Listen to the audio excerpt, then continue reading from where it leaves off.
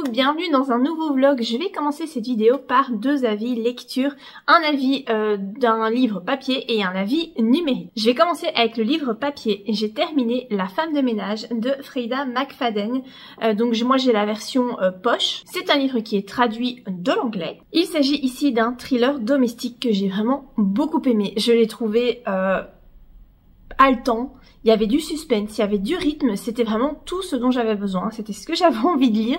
C'était vraiment un livre, je trouve, très réussi. Je m'attendais pas trop à ça, surtout que la fin... Ouais, non, je m'y attendais pas. Ici, on va suivre Millie, qui est fraîchement sortie de prison, donc elle a fait une lourde peine. Elle est toute jeune, elle a pas 30 ans, mais elle est restée, je pense que c'est 10 ans en prison. Et forcément, elle peine à retrouver du travail. Après sa sortie, voilà, on est aux États-Unis. C'est compliqué parce que forcément, elle a un casier judiciaire et donc c'est la galère. Là, pour le moment, elle vit dans sa voiture et c'est pas facile pour elle. Elle va tomber sur une offre d'emploi donc pour être femme de ménage chez une famille riche et donc l'objectif c'est d'être à domicile, donc de loger là, de s'occuper de la maison, des repas et de l'enfant de la famille. Contre toute attente, elle va obtenir le job alors qu'elle n'y croit pas un seul instant.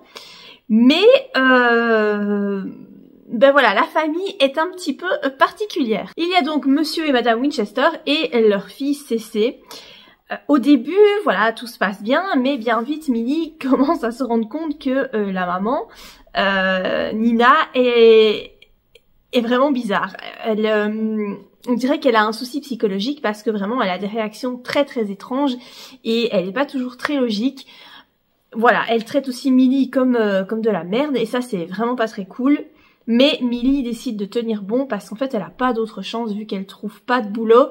En plus celui-ci est bien payé, elle a un logement donc elle décide de tenir bon pour pouvoir mettre de l'argent de côté pour pouvoir partir dès que possible. Le truc c'est que autant Nina est désagréable, voilà vraiment un petit peu dingue, autant le mari Andrew lui il est sexy, il est charmant, disons qu'elle a un petit coup de cœur pour le mari et il semblerait que ce soit réciproque. Voilà, je vais pas en dire plus par rapport à ce roman. Mais voilà, en gros, le petit pitch, je vais évidemment, voilà, comme je vous dis, pas en dire trop pour pas révéler le poteau rose. On va traiter ici d'un thème assez lourd, que je ne vais pas vous révéler non plus.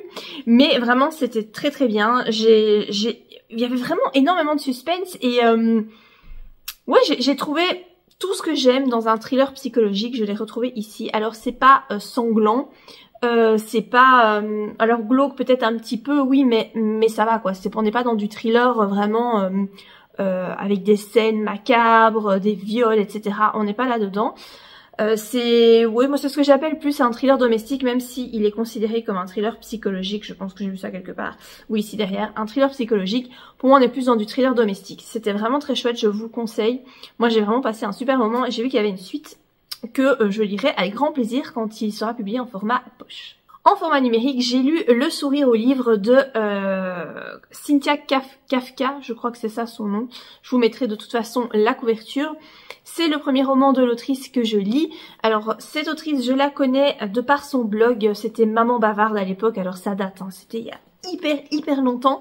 Je suivais son blog à l'époque et c'est la copine de Virginie Grimaldi, Serena Giuliano, toute cette bande et évidemment Cynthia Kafka a décidé elle aussi d'écrire des livres mais je n'avais encore jamais lu ses œuvres et donc là j'ai décidé de lire celui-là. On est dans du feel good, c'est vraiment le même style que ses copines, hein. Voilà, c'est exactement le même style.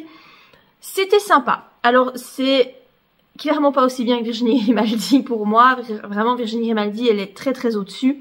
C'est différent de Serena Giuliano dans le sens où Serena Giuliano écrit des romans qui ont pour thème principal l'Italie. Hein, voilà, il y a toujours l'Italie en toile de fond.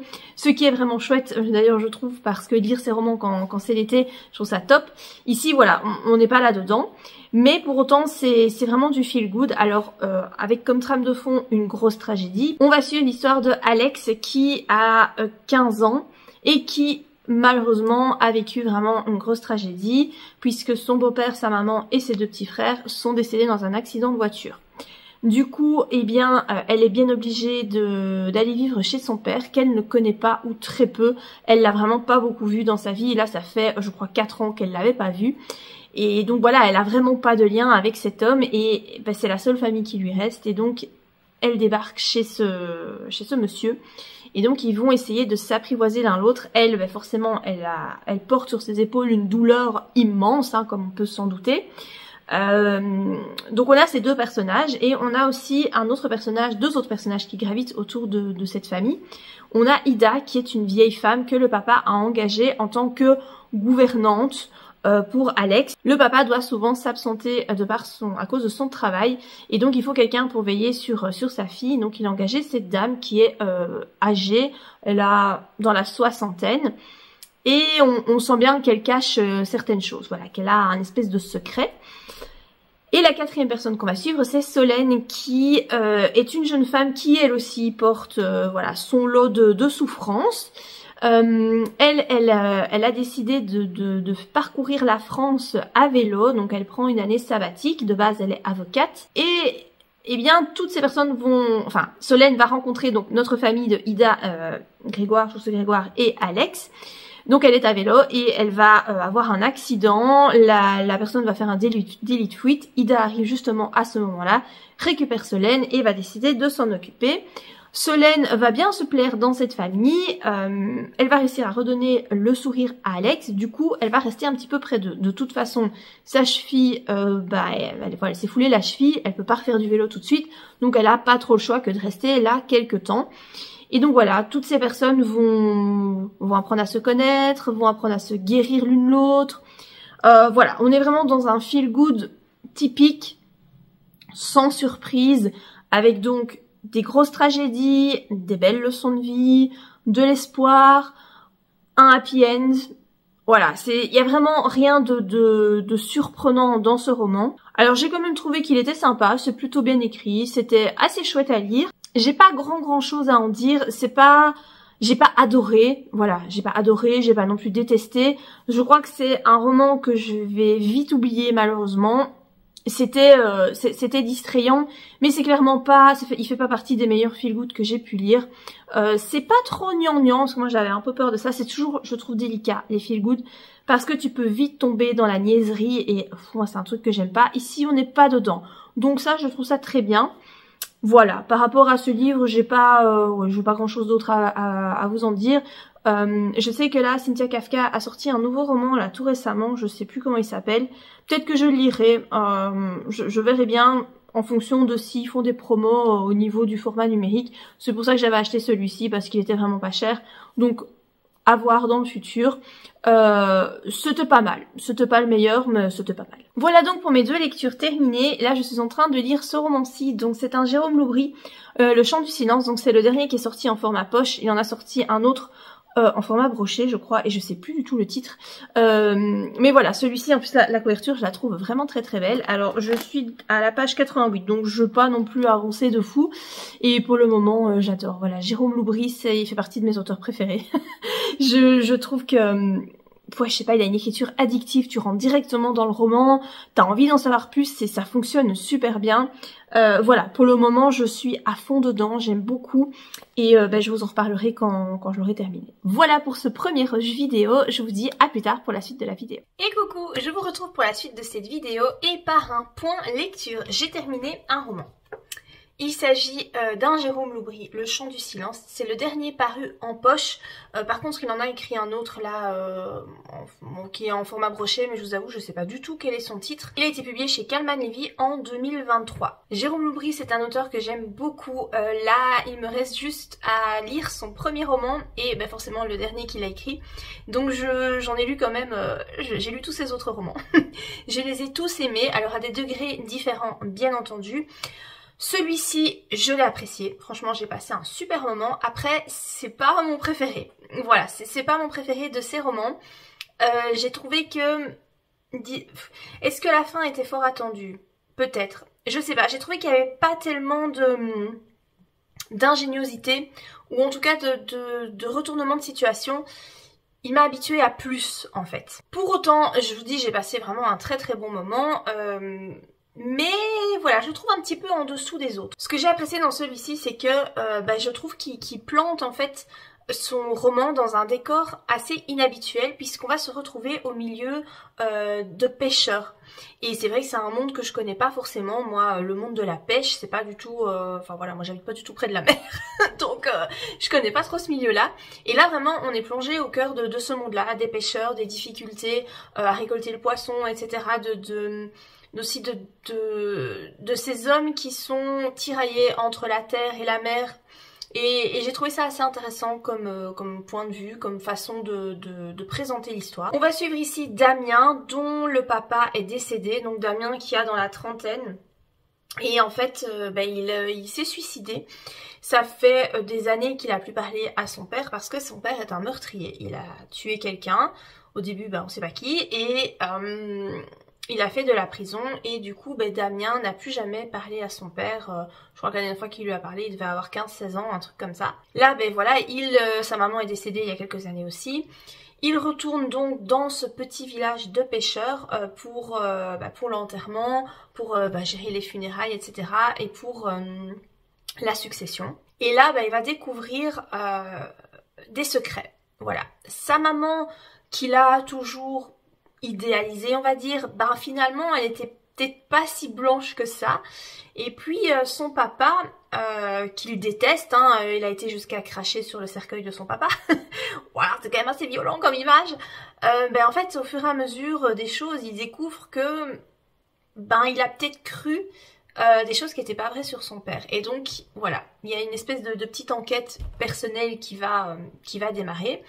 À côté de ça, il va retrouver Oriane, qui était son amoureuse à l'époque, et dont, en fait, et qu'il aime toujours, en fait. Il est toujours amoureux d'elle, et donc voilà, il la retrouve. Elle vit toujours là, elle a hérité d'un bar. Je vais pas vous en dire plus, mais voilà, en gros, le pitch de l'histoire. On va alterner deux temporalités. 1995, donc, qui est l'année où Damien est parti avec sa maman, et année également où il y a eu le meurtre. Et puis 2019 qui est l'année actuelle où son papa donc s'est suicidé et voilà, où on est dans le présent, où on essaie de suivre ce qu'il se passe. En 1995, on va suivre vraiment plein de scènes de vie entre donc Damien, Oriane et Gustave qui est l'un de leurs copains. Et on va découvrir qui sont ces trois jeunes enfants, enfin adolescents, et qu'est-ce qui s'est passé en fait cet été-là. Il y a aussi quelques chapitres de temps en temps où on voit que Damien parle à quelqu'un, mais on ne sait pas qui c'est. Il semble que c'est un psychologue ou un psychiatre, quelque chose comme ça, on ne sait pas trop. On voit qu'en fait il lui parle, il lui explique certaines choses, mais ça reste très très vague. Donc voilà un petit peu pour la façon dont l'histoire est construite. Ça se lit très vite, il n'y a pas des masses de pages, il y a 400... Ah si, il y a quand même tout ça, 446 pages. Écoutez, je pensais pas qu'il y avait autant, mais en fait il y a beaucoup de pages blanches. Du coup ça se lit quand même assez vite parce que vous voyez il y a beaucoup de pages comme ça. Et juste avant... vous avez genre voilà des pages comme ça, donc du coup en fait t'avances vite dans le roman, c'est très fluide, c'est très très dynamique, il y a beaucoup de rythme, t'as du suspense, franchement ça se lit tout seul. J'ai pas grand chose à vous en dire, voilà c'était vraiment chouette, moi j'ai bien aimé, je veux pas dire que j'ai pas aimé parce que c'est pas le cas, non j'ai bien aimé, je suis pas hyper surprise, j'ai pas un effet waouh comme j'ai pu avoir pour Les Refuges par exemple qui, lui c'est mon préféré quoi, alors c'était le plus difficile à lire parce que franchement il y a des scènes, laisse tomber, c'était vraiment très très compliqué, très très glauque et il va vraiment très loin dans la dans la description de certaines scènes. Il était très dur à lire, mais alors par contre le retournement de situation de la fin, moi j'étais mais vraiment sur le cul quoi, j'ai trouvé ça excellent. Les Refuges c'est mon préféré. Et puis c'est Les Sœurs de Montmort, je dirais que j'ai bien aimé. Puis c'était de Soleil et de Sang. Puis c'était le 12e chapitre, je pense. Ou alors celui-ci vient avant le 12e chapitre. Disons que celui-ci et le 12e chapitre, c'est un peu kiff-kiff. Maintenant, je dois encore lire Les Chiens de Détroit. je l'ai déjà, mais voilà, il va falloir que je le lise. Jérôme Loubry, moi c'est vraiment un auteur que j'aime beaucoup dans tout ce qui est thriller, je le trouve très très bon. Son écriture est franchement efficace, et voilà, c'est un auteur que je vous conseille si vous connaissez pas et que vous aimez bien les thrillers. Attention, certains de ces thrillers sont hyper glauques, alors celui-ci l'est pas. Voilà, bon, il y a des scènes de crime, mais je trouve qu'il est vraiment pas glauque, c'est vraiment pas le pire. Je crois que c'est le moins pire en fait de tous, c'est celui-ci, au niveau des scènes. Donc à la limite, si vous avez un petit peu peur par rapport à votre sensibilité, celui-là, il n'y a pas de souci, et il n'y a pas de scène de viol, etc. Donc voilà, ça vous savez.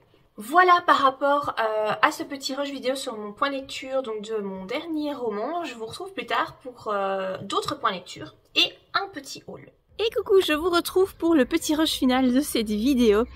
J'ai plusieurs choses que je souhaiterais vous montrer. Alors il y a un petit haul bouquin puisque j'ai acheté quelques petits livres, je crois qu'il y en a 6 que je dois vous montrer. Et puis j'ai 2 points lecture à vous présenter. Je vais commencer peut-être avec le petit haul parce que je pense que les 2 rushs précédents je vous parlais essentiellement de lecture. Du coup voilà, je vais vous montrer mes derniers achats. Je commence par ce livre vraiment très très joli. C'est un livre de chez Monsieur Toussaint Louverture et c'est le dernier George MacDowell qu'ils ont publié. Donc voilà, George MacDowell est mort il y a déjà un bon moment, mais je ne sais pas s'ils vont publier toute la bibliographie de cet auteur, mais en tout cas moi dès qu'il y a un roman de cet auteur qui sort chez Monsieur Toussaint Louverture, je l'achète parce qu'en fait j'aime beaucoup. J'ai lu toute la saga Blackwater et j'ai lu Les Aiguilles d'Or. Et j'ai beaucoup aimé. Ici apparemment il est très très chouette. Le titre c'est Katie et je pense que pour celui-ci il y a un peu de fantastique paranormal. Je ne sais pas trop. En tout cas Les Aiguilles d'Or il n'y avait pas de fantastique. Blackwater ben oui il y a quand même, c'est un peu horrifique, léger mais c'est un peu horrifique. Donc voilà, je ne sais pas. Comme d'habitude les couvertures, je crois qu'on voit bien avec la luminosité. Les couvertures sont trop belles, elles sont toutes doré, même la tranche ici, franchement les couvertures sont trop jolies et ces livres ne coûtent pas forcément hyper cher, 12,90 € je trouve pour un livre aussi beau. Ici il y a quand même pas mal de pages, hein. On est sur 450 pages et c'est pas écrit très grand. Voilà. Donc je pense que c'est un livre qui va mettre un petit peu de temps à être lu, mais voilà, je suis très contente de l'avoir, il est vraiment beau et il ira bien avec les autres livres de Michael McDowell. J'ai acheté un Joël Dicker, j'ai acheté le livre des Baltimore, donc c'est la suite de ce que j'ai pu voir en tout cas. Il me semble que c'est celui qu'il a écrit après avoir écrit l'affaire La vérité sur l'affaire Harry Kéber. Donc j'ai pris celui-ci, étant donné que j'ai adoré La vérité sur l'affaire Harry Kéber.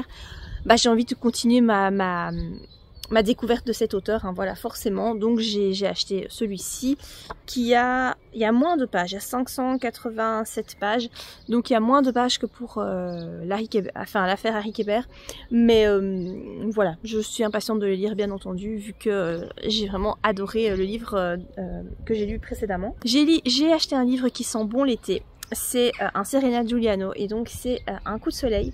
Donc c'est pas son dernier, mais par contre c'est le dernier qui est paru en poche. Donc elle a publié là un grand format, je ne sais plus du tout le titre, et en même temps celui-ci est paru en poche. Donc voilà, je l'ai pris. J'ai lu tous les Serena Giuliano, donc sauf celui-ci et évidemment le dernier en format broché. J'aime bien en général. Ce sont des petits livres qui se lisent très très vite. Il y a vraiment pas beaucoup de pages, hein. C'est un petit livre qui fait 253 pages. Donc vraiment c'est pas ça se lit très très vite, ça sent bon le soleil, ces romans se passent toujours en Italie, donc voilà, c'est vraiment chouette à lire l'été. Je lis toujours ces romans là l'été, parce que je trouve que ça s'y prête bien.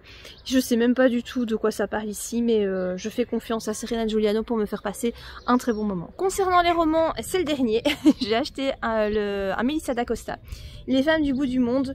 Alors celui-ci, donc c'est pas son dernier, je sais même plus c'est quoi le titre. Est-ce qu'il est déjà paru son dernier? Je ne sais plus, je crois que oui, je ne sais pas. Vous remarquerez que je me tiens vraiment très très au courant des activités littéraires, je suis vraiment pas...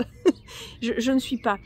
Disons que moi j'habite en Belgique, un coin paumé, et donc c'est vrai que tout ce qui est activité littéraire, moi je suis jamais invitée à rien, de toute façon il se passe rien là où j'habite. Tout se déroule à Paris et c'est vrai que parfois c'est un peu frustrant quand tu vois tous les événements littéraires et tout qui se passent, et moi je pourrais jamais y assister quoi, c'est juste pas possible. J'ai pas l'argent pour me rendre à Paris et j'ai de toute façon pas le temps et c'est vraiment dommage, mais du coup ben, je ne me tiens pas trop au courant de l'actualité. Mais celui-ci, je l'ai quand même vu passer en format poche et j'ai décidé de le prendre. Voilà. D'habitude, je lis Melissa d'Acosta en numérique, mais il se trouve que le format poche était moins cher que le format numérique. Aberration que je ne comprends pas, mais bon voilà, du coup j'ai pris celui-ci. Donc Les femmes du bout du monde, je sais pas si je vous ai dit le titre. Il y a 470 pages, donc c'est quand même un bon roman, c'est écrit petit. Voilà, Melissa d'Acosta en général, j'aime beaucoup. C'est une autrice, vraiment, je lis tous ses romans, il y en a que un que j'ai pas lu. C'était Les douleurs fantômes, parce qu'en fait c'était la suite de Je revenais des autres, et Je revenais des autres, j'ai pas du tout aimé ce roman, vraiment j'ai pas aimé. Voilà, on le voit ici, donc Je revenais des autres, et alors donc celui-ci c'était la suite, et c'est le seul que j'ai pas lu. En revanche, La faiseuse d'étoiles, c'était un coup de cœur. La doublure, c'était un coup de cœur aussi. J'ai adoré. C'était vraiment très spécial, mais moi, j'ai beaucoup aimé. Les lendemains, j'ai adoré. Et Tout bleu du ciel, j'ai tellement chialé. C'était merveilleux comme roman. Donc voilà, je suis impatiente de découvrir celui-ci. Parfait, encore une fois, pour l'été. Je passe maintenant aux livres qui ne sont pas des romans, qui sont...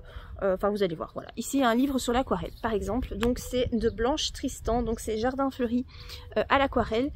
Ça fait déjà un moment que j'avais envie de l'acheter. Je me suis remis plus ou moins sérieusement à l'aquarelle, j'essaie vraiment d'en faire régulièrement. Je m'y tiens, alors pas autant que ce que je voudrais, mais vraiment quand même je peins beaucoup plus qu'avant et je trouve ça trop cool. Et donc ici, donc Blanche, je la suis sur Instagram depuis très longtemps, son pseudo c'est L'eau bleue. Elle fait vraiment de très très belles choses et elle a fait ce livre où ça vous apprend à peindre des jardins fleuris. Et je trouve ce livre vraiment très très beau. Donc elle donne vraiment plein de conseils. Je vous avoue, j'ai pas encore...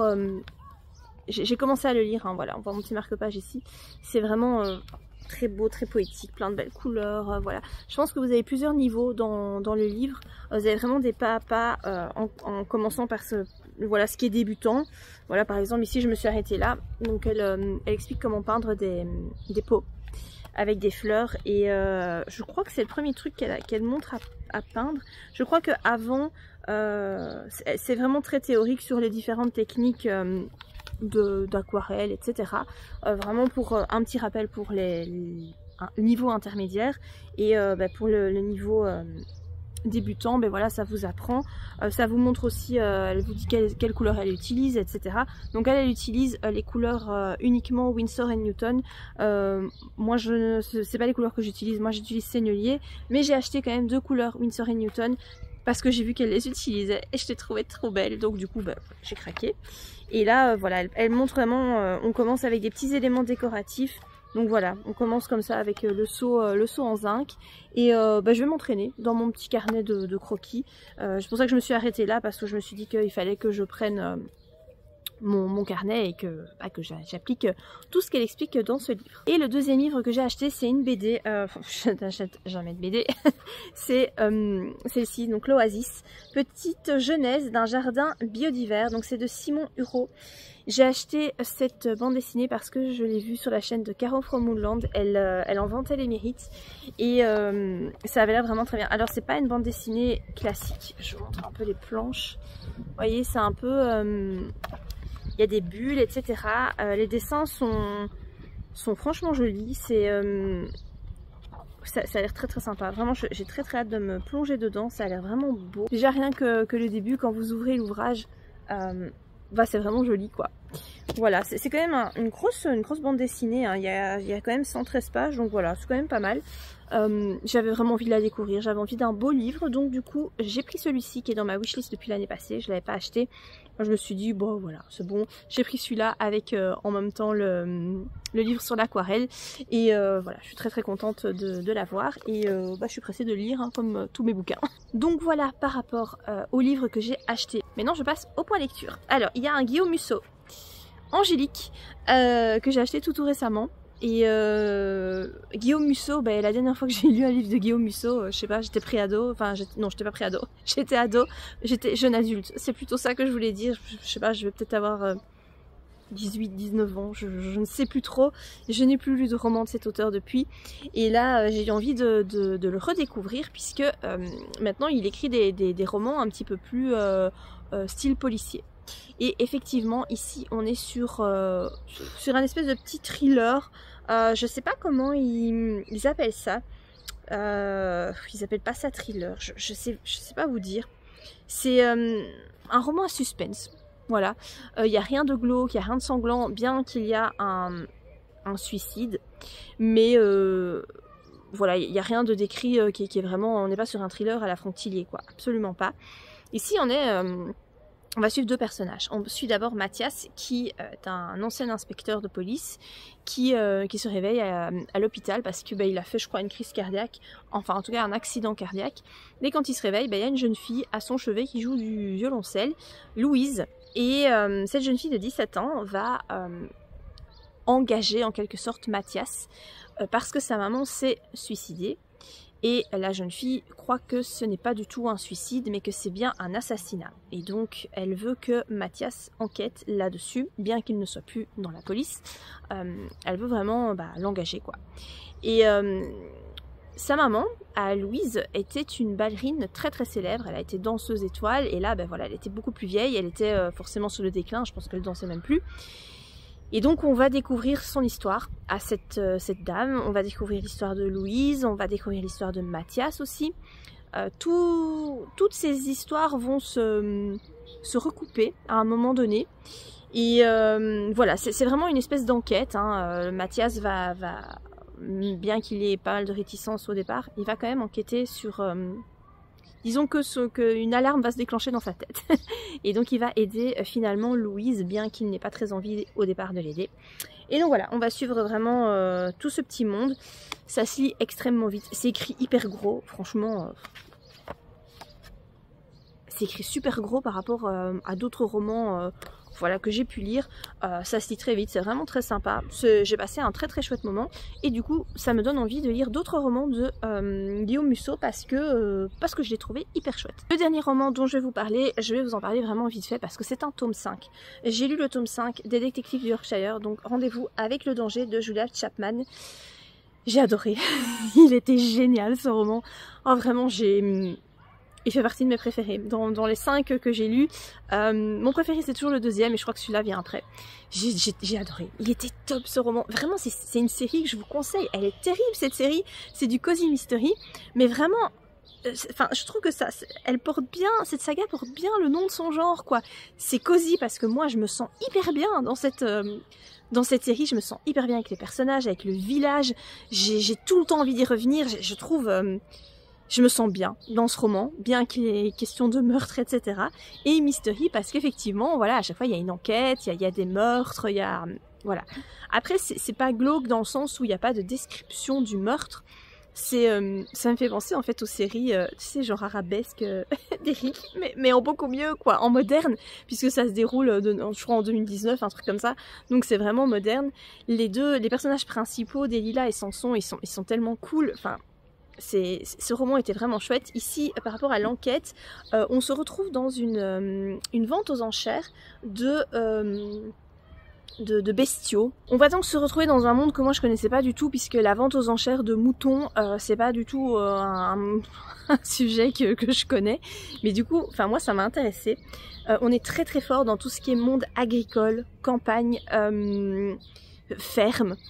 Moi, c'est quelque chose que j'aime bien parce que j'ai grandi à la campagne et j'habite toujours à la campagne et vraiment la campagne c'est mon monde, quoi. Moi, la ville, je me sens très mal en ville, je peux pas aller en ville, ça m'étouffe, je déteste ça. La campagne, c'est vraiment mon environnement à moi, bien que je ne connaisse rien au monde agricole parce que voilà, je ne suis pas issue d'une famille de fermiers. Mes grands-parents étaient fermiers, mais je n'ai pas connu je n'ai pas connu cette vie-là. Quand je suis née, ils n'étaient déjà plus fermiers, voilà, ils étaient à la retraite. Et mais j'aime beaucoup ce monde-là. Et ici, vraiment, on plonge dans ce monde-là. La vente aux enchères de ovins. Et il y a un meurtre qui se déroule, qui se passe lors de cette vente aux enchères. Et nos enquêteurs, nos détectives, là, Samson et Delilah, vont enquêter sur un possible enlèvement de troupeaux de moutons. Donc il y aurait une organisation qui enlève des troupeaux et on ne sait pas trop ce qu'ils font avec, on ne sait pas qui sont ces gens, on ne sait pas comment ils font, mais voilà, toute une enquête par rapport à ça. Et il y a aussi un truc, parce que t'as des trucs secondaires en fait que tu suis depuis le tome 1 et là il y a un fermier mais qui est vraiment le fermier hyper bourru, qui sent pas bon, le cliché du fermier dégueulasse.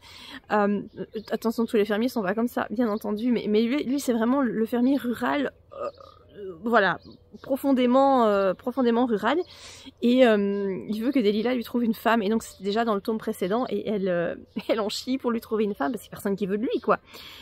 Et là, il tombe amoureux, et en fait, c'est tellement drôle, enfin, moi je trouvais ça, j'ai eu le sourire tout du long, j'ai trouvé ça trop marrant, j'ai adoré. Alors il faut savoir que ce sont des romans quand même assez conséquents, hein. Il fait combien celui-là, 435 pages, c'est pas écrit grand. C'est écrit quand même petit, donc enfin moi je le lis pas, enfin quoi que celui-là je crois que je l'ai lu en 3 jours, je l'ai lu très vite parce que j'avais du temps et c'était trop bien, mais sinon c'est vrai qu'on n'est pas sur des petits romans, hein. Voilà, c'est le tome 5, il y en a 8 je pense pour le moment, 8 ou 9, je ne sais plus. Trop bien, j'aime toujours autant, je ne m'en fatigue absolument pas de cette série. Excellente. Ici, j'ai mis un peu de temps, j'aurais dû le lire plus au mois d'avril parce que l'intrigue se situe au mois d'avril, au tout début du printemps. Quand je l'ai lu, on était début du mois de mai. Voilà, il faudrait que je me dépêche de lire le tome 6 parce qu'à mon avis, le tome 6 se déroule au mois de mai. Voilà, à mon avis, je vais le lire dans pas trop longtemps. Mais voilà par rapport à ce tome 5 qui était excellent. Voilà par rapport à cette petite vidéo vlog lecture, haul, voilà. Je pense que je vous ai parlé essentiellement de livres, peut-être que de ça. Je ne sais même plus de quoi je vous ai parlé dans les premiers rushs vidéo parce que, comme d'habitude, je laisse passer un grand laps de temps entre mes différents rushs, vu mon problème de temps. Voilà, comme beaucoup je crois. J'espère en tout cas que cette vidéo vous a plu. N'hésitez pas à la liker, à la commenter. Si vous avez lu les livres que je vous ai présentés, n'hésitez pas à me donner votre avis. Et ben moi je vous dis à bientôt pour de prochaines vidéos. Bye!